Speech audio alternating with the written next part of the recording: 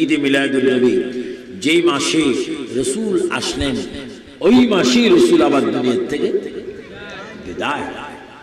আজকে আমি আসার কথা বলবো না, আমি বিদায়ের কথা বলবো। যে মাসে, যেই দিনে, যেই তারিখে, যেই টাইমে রাসূলের বিলাদত হলো, আগমন হলো, সেই ওই টাইমে ওই তারিখে রাসূল আবার পৃথিবীর থেকে বিদায় হলো। বুঝা গেল? রাসূল আসলেন যেই মাসে, গেলেন সেই মাসে, আসলেন যেই সময়, গেলেন সেই সময়। কারণ আল্লাহ পাক আমার নবীর আসা এবং যাওয়া সুনির্দিষ্ট সময় রেখেছেন। চিৎকার দিন সুবহানাল্লাহ। নবীর আসা যেমন কোন ব্যক্তির মতো নয়, যাওয়াটাও কোন ব্যক্তির মতো নয়। নবীর আগমন যেরকম ব্যতিক্রম, নবীর যাওয়াটাও ব্যতিক্রম। আমাদের কাছে আল্লাহর রহমতে একদিন আজরাইল আসবে, ঠিক কিনা? কার কার কাছে আসবে না আজরাইল? একটু হাত তুলুন। আসেননি এমন ব্যক্তি? দুইটা হাত তুলুন। এদের কাছে আজরাইল আসবে না? এটা সুবারি বসে দেখবে, হ্যাঁ, কত বড় সাহস আজরাইল বলে আসবে।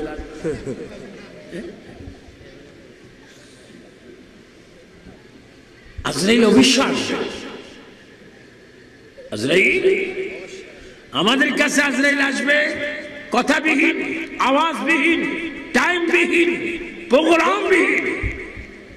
আর আমার নবীর কাছে আজরাইল এসেছেন প্রোগ্রাম দিয়ে। জানি আল্লাহ পাক আজরাইলকে ডাক দিয়েছেন, আজরাইল তুমি আনুষ্ঠানিকভাবে মানুষের সুরতে আমার নবীর কাছে যাবে এবং আমার নবীর কাছে গিয়ে নবীর কদমে চুমা দিবে। নবীর কদমে চুমা দিয়ে নবীর কাছে তুমি নবীর প্রাণ আনার জন্য ইজাজত কামনা করবে।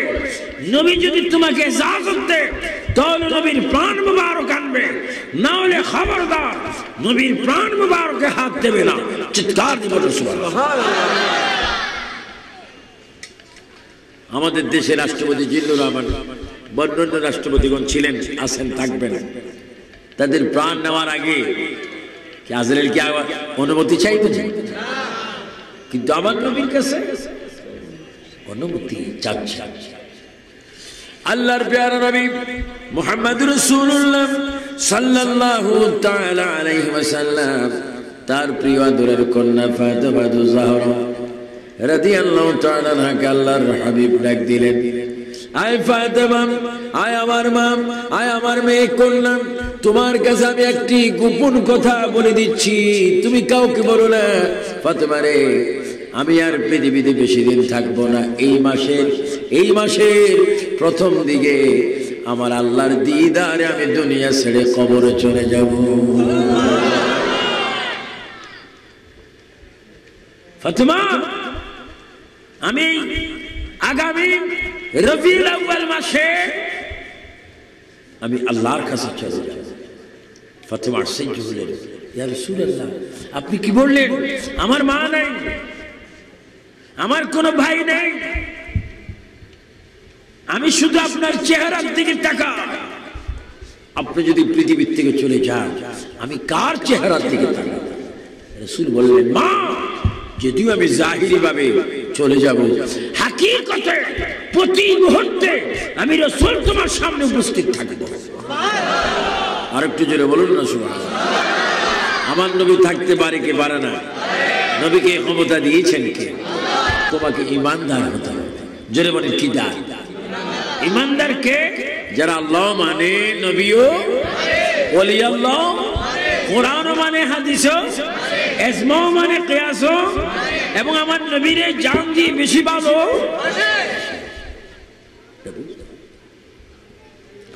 আল্লাহর প্রিয় নবী ডাক দিচ্ছেন, ফাতেমা, ও ফাতেমা, তুমি আমার মেয়ে, তোমাকে জানাই দিলাম মিলাদুন নবীর চাঁদে আমি দুনিয়া থেকে চলে যাব। হযরত ফাতেমা ডাক দিচ্ছেন, ইয়া রাসূলুল্লাহ, আপনি যদি দুনিয়া থেকে চলে যান তাহলে আমি কার দিকে তাকাবো? আল্লাহ রাসূল বলেন, ফাতেমা রে, পাঁচ ওয়াক্ত নামাজ ঠিকমতো পড়বা, নামাজের ভিতরে আমাকে যখন সালাম দিবা, আসসালামু আলাইকা আইয়ুহান নবিয়্যু, মা ফাতেমা, যতবার তুমি সালাম দিবে নামাজের ভিতরে আমাকে ততবার তোমার বাবা তোমার সামনে হাজির হয়ে যাবে। আল্লাহ, আমার প্রিয় নবী মুহাম্মদুর রাসূলুল্লাহ সাল্লাল্লাহু আলাইহি ওয়াসাল্লাম এখনো তিনি রওজা পাকে জিন্দা, এখনো তিনি আমাদের কাছে সশরীরে আছেন। তিনি ইচ্ছা করলে আমাদের সাথে দেখা করতে পারেন, স্বপ্ন দেখা দিতে পারেন। হযরত ফাতেমা কাঁদতেছেন, মা ফাতেমার কান্দন দেখে প্রিয় হাসান আর হুসাইন তারাও কাঁদতে শুরু করলেন। মা গো, তুমি কাঁদছো কেন? কে তোমাকে কাঁদাচ্ছে? কেন তুমি কাঁদছো? হযরত ফাতেমা বলে, বাবা রে, এমন একটি কথা আমি আজকে শুনলাম যা তোমাদেরকে বলতে আমার বড় ভয় হচ্ছে। কই তুমি মা কি শুনেছো? আমার বাবা আমাকে কানে কানে বলে দিয়েছেন তোমাদের নানা আগামী মাসে দুনিয়া থেকে চলে যাবে। তোমাদের নানা বিশ্ব নবী রহমতে আলম নূরে মুজাসসাম হুজুর আকরাম রাহাতুল আশিকিন সিরাজুল মুনির শামসুদ দুহা বদরুদ দুজা নূরুল হুদা মক্কি ও মাদানী হাশামি ও কুরাইশি দূর জাহানের বাদশা দুনিয়া থেকে আগামী মাসে চলে যাবে। এই খবরটুকু তোমার নানা আমাকে বলেছে। দোনো ভাই আমার থেকে এই কথা শুনে আমার নবীর কাছে গিয়ে নবীকে জড়াই ধরে নানা নানা বলে ডাক দিলেন আর বললেন, নানা রে, আমার মা যা বলেছে তা সত্য কিনা? আল্লাহ রাসূল মাথা মোবারক লেড়ে লেড়ে বলে, হ্যাঁ নাম, এটা সত্য। ও নানা, যদি তা সত্য হয়, আপনি জানেন আমার বাবা গরিব, আমার মা অনেক সময় পাক করতে পারে না, অনেক সময় পাক করতে পারে না, 2 দিন 3 দিন পেটের খিদায় আমরা পেটের মধ্যে পাথর বাঁধিয়ে রাখি। নানা গো, আপনার নূরানি চেহারা দেখলে আমাদের খানার কথা ভুলিয়া যায়, আমাদের পেট ক্ষুধা নিবারণ হয়ে যায়। আপনি যদি দুনিয়ার থেকে চলে যান, আমরা হাসান হুসাইন কার চেহারার দিকে তাকাবো? আমার নবী আবারও বলে দিলেন, হাসান হুসাইন রে, ফাতেমার শোনো, যতবার নামাজ পড়ে পড়ে আমাকে সালাম দিবে ততবার আমি তোমাদের সামনে হাজির হব। উচ্চ স্বরে বলো ইয়া রাসূলুল্লাহ, হাত তুলে বলো ইয়া রাসূলুল্লাহ। আমরা নবী চাই কি চাই না? বলো, নবী আছে যেখানে নূর নবীর আলো। উচ্চ স্বরে বলো মারহাবা। সেই নবী এখনো আছে কিনা? আল্লাহর প্যারা নবী মুহাম্মদ সাল্লাল্লাহু আলাইহি ওয়াসাল্লাম যাকে সৃষ্টি না করলে কিচ্ছুই হতো না। আল্লাহ তো হাদিসে কুদসিতে বলেছেন, লাউলাকা লামা খালাকতুল আফলাক। হে রাসূল, হে হাবিব, হে মুস্তাফা মুজতফা, হে আকা ইয়া রাসূলুল্লাহ, আপনাকে যদি আমি সৃষ্টি না করতাম আমি কিছুই তো সৃষ্টি করতাম না। না না, আমি নিজেও প্রকাশ হতাম না, শুধু আপনার কারণে আমি সব কিছু সৃষ্টি করলাম। আর সেই সৃষ্টির মানুষ অনেক বেয়াদব বলে রাসূল আমাদের মতো মানুষ। আপনারা বলেন, রাসূলকে আমাদের মতো বলা যাবে? আর একটু জোরে বলেন না, ফেরেশতারা খুশি হয়ে যায়। রাসূলকে আমাদের মতো বলা যাবে? আমরা কি রাসূলের মতো হতে পারবো? এই আকীদা ঠিক রেখে কবরে যান, ইনশাআল্লাহ কবরে রাসূল আপনাকে সাহায্য করবে। আমার নবী কবরে সাহায্য করতে পারে।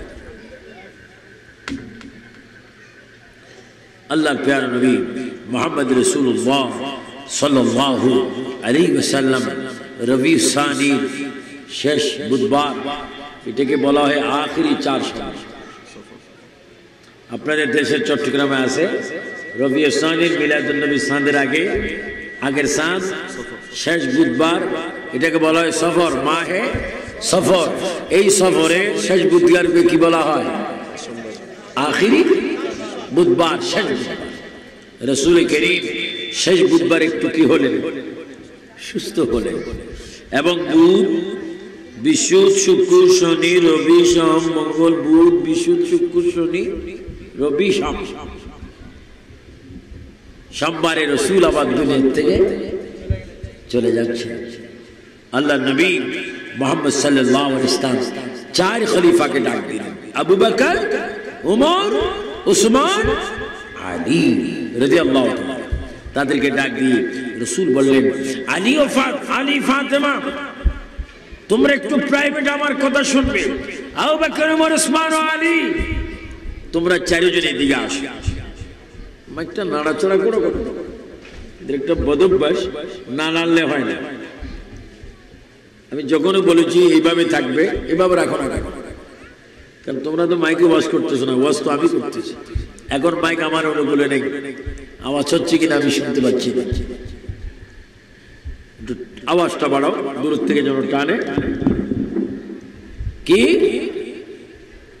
আবু বকর, ওমর, ওসমান, আলী, চারজনে দিকে আসে। চারজনকে আল্লাহ রাসূল ডাক দিলেন, শোনো, আমি বলে দিয়েছি মান আলাইহি ওয়া সাহাবী, তোমাদের চারজন সব পৃথিবীতে আরো যত সাহাবায়ে কেরাম আছে, আমার কোন উম্মত যদি জিরো থেকে হিরো হতে চায়, একজন সাহাবীকে যদি ফলো করে সে জান্নাতি হতে পারবে। আমি রাসূলকে যারা মানবে সে কি হবে? জান্নাত। আবু বকর, ওমর, ওসমান, আলী, শোনো, আমি দুনিয়া থেকে চলে যাচ্ছি, আমি একটা নিয়ামত তোমাদের কাছে আমানত করে যাচ্ছি। এই নিয়ামত হচ্ছে আমার জবানে একটা সালাম। আর একটি নিয়ামত হচ্ছে যেই জুব্বা গায়ে দিয়ে আমি আল্লাহর সাথে দিদার করেছিলাম, সেই জুব্বাটা আমি তোমাদের হাতে দিয়ে গেলাম। আমার এই জুব্বা আমানত সহকারে আমার আশিক, আমার গোলাম ওয়াইস করণীর হাতে তোমরা পৌঁছে দিবে। আর একটু জোরে বলুন না সুবহানাল্লাহ। এবং ওয়াইস করণীকে আমার জুব্বা মোবারকটা শুধু দিবে না, ওয়াইস করণীকে বলবে আমার জুব্বাটা গায়ে দিয়ে যেন আমার গুনাহগার উম্মতের জন্য দোয়া করে। রাসূল কি চাচ্ছেন? দোয়া চাচ্ছেন। কার কাছে? ওয়াইস করণী রাদিয়াল্লাহু তাআলা। নবীর প্রেমী যিনি 32 দাঁত কি করেছেন?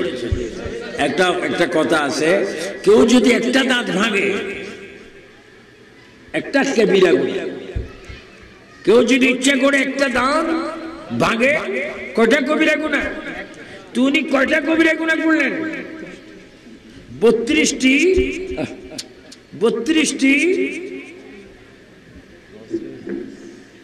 কবিরা গুনাহ করার পরও তিনি কবিরা গুনার জন্য জাহান্নাম পাচ্ছেন না, বরং নবীজির জুব্বা মুবারক পাচ্ছেন। সুবহানাল্লাহ, সুবহানাল্লাহ, সুবহানাল্লাহ।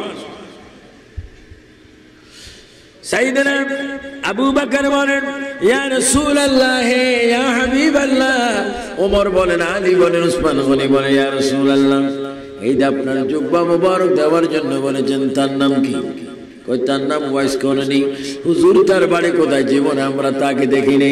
হুজুর এক ওয়াক্ত নামাজ আপনার পিছনে পড়েনি, কোন মজলিসের মধ্যে সে আসেনি। সে কে?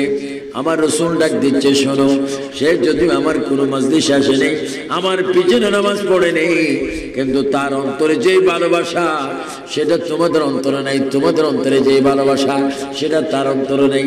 তার ভালোবাসা ছিল গোপনে গোপনে, এজন্য তার গোপনের ভালোবাসা আমি নবীর পছন্দ হয়েছে, এজন্য তার জন্য আমি জুব্বাটা উপহার রেখে গেলাম।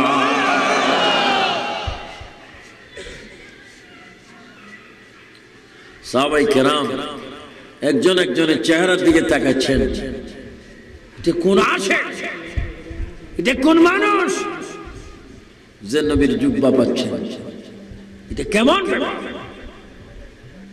আমার ভাইরা, আল্লাহর প্রিয় নবী কিছুক্ষণ পরে আবার বললেন, আবু বকর, ওমর, ওসমান, আলী, শুনো, আমি দুনিয়ার থেকে চলে যাব, আমি দুনিয়ার থেকে চলে যাব।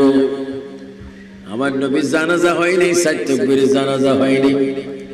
নবীর তাকবীর জানাজা কিভাবে হয়েছে? চতুর্দিকে সাহাবায়ে কেরাম ঘুরে ঘুরে আমার নবীর উপরে দরুদ শরীফ পড়েছে। সুবহানাল্লাহ। আমাদের কি হয়?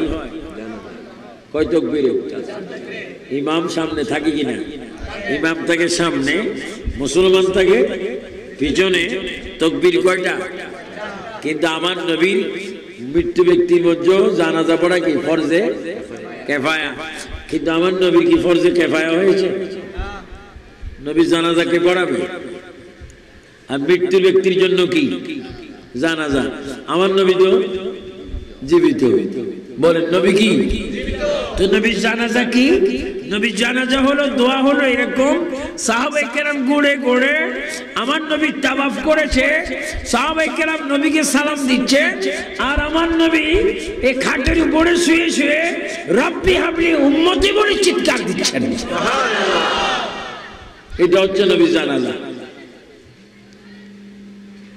আপনার দেশে কোনো মানুষের লাশ যদি মরা খাটে থাকে, কোথায় মরা খাটে থাকে, আর ইমাম যদি বলে আল্লাহু আকবার, মরা ব্যক্তি যদি বলে কি বললি, আমি তো তোর তামসা দেখতে আসি, আমাকে কাপড়ের ভিতরে শোয়াই আল্লাহু আকবার, এই তুই এখানে শুই থাক, আমি তোর জানাজা পড়ব, ইমাম আর থাকবে না। কিন্তু আমার নবী কি করছেন? জবান মুবারক লড়ছে।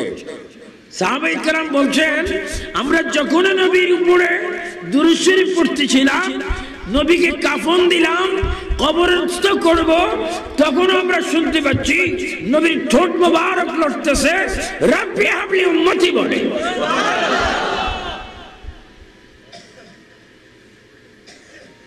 সেটা রাখেন, সেটা অনেক উপরে। বুখারী শরীফে আছে হযরত হুযায়ফা রাদিয়াল্লাহু তাআলা, হযরত হুযায়ফার কবর পড়লো তরিক, সড়ক, পথ, রোড, রাস্তা। অর্থাৎ ইরাক সরকার রাস্তা বাঁধতেন বিশাল করে, সেই রাস্তা বাঁধতে গেলে হুযায়ফার কবর উপর দিয়ে কি যাবে?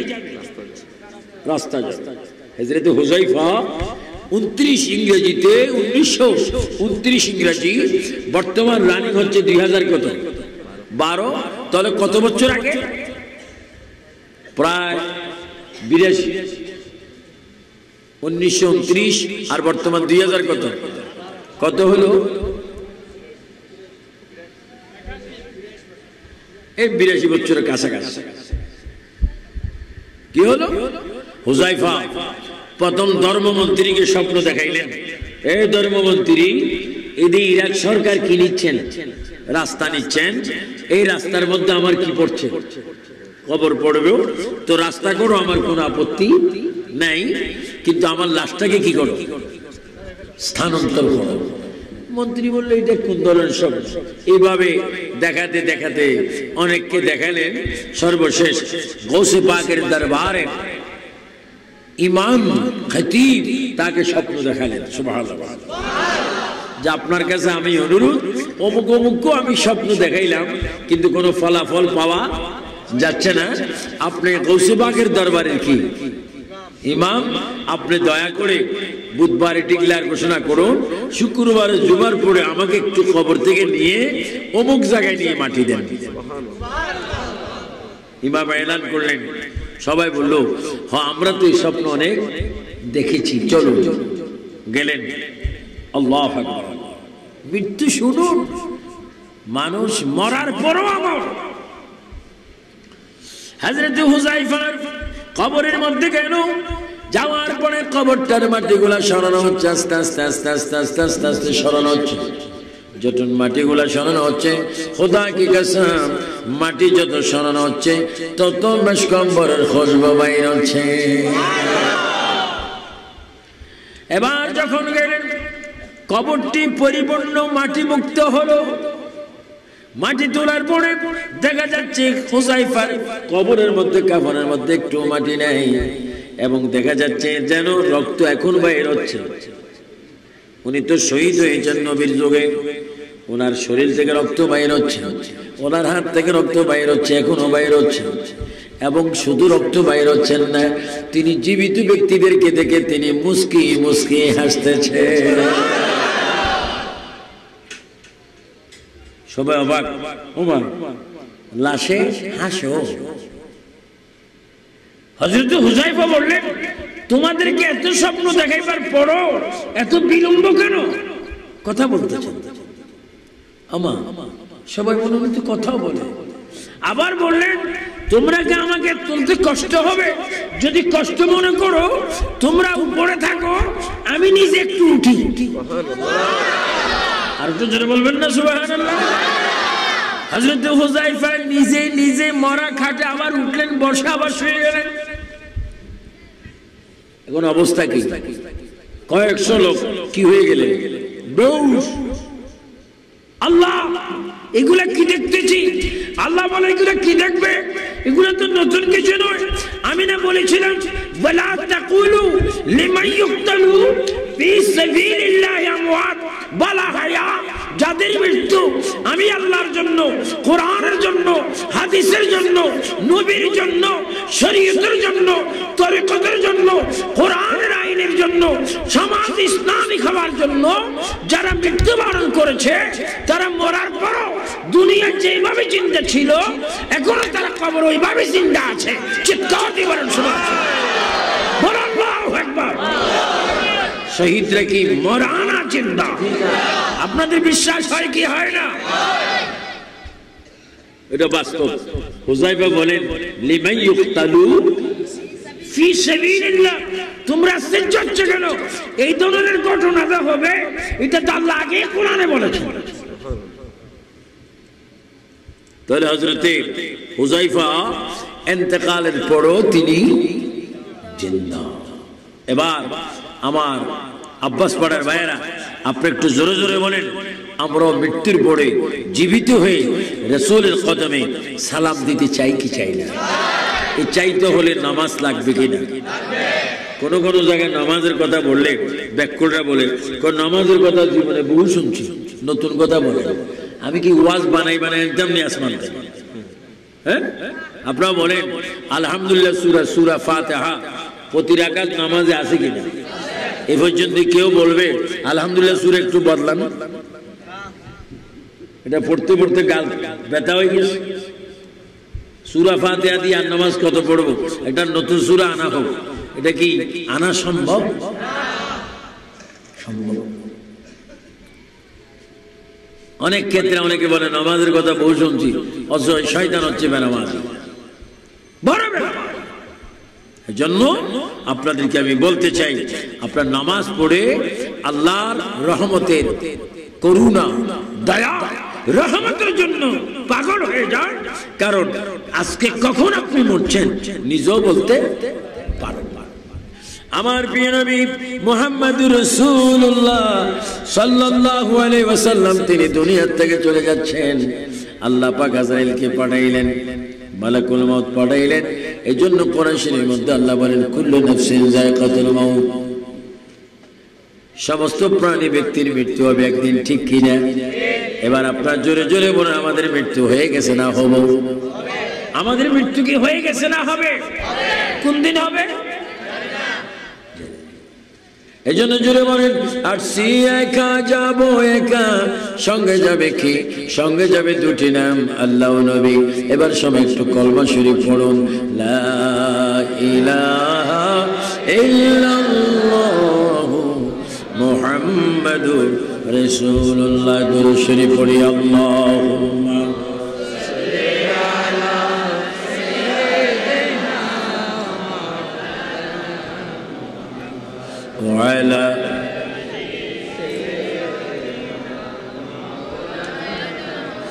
উড়ে যা রে বাংলার হাওয়া, উড়ে যা রে মদিনা, এই প্রেমিকদের সালাম দিও, নবীজির পাক রওয়া যায়। আল্লাহ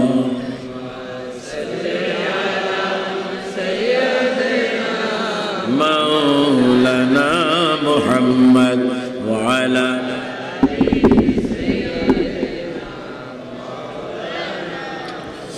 আল্লাহ তুমি দয়া করো, নসিব করো মদিনা, নবীজিকে না দেখায়ে কবর দেশে নিও না। আল্লাহ জোরে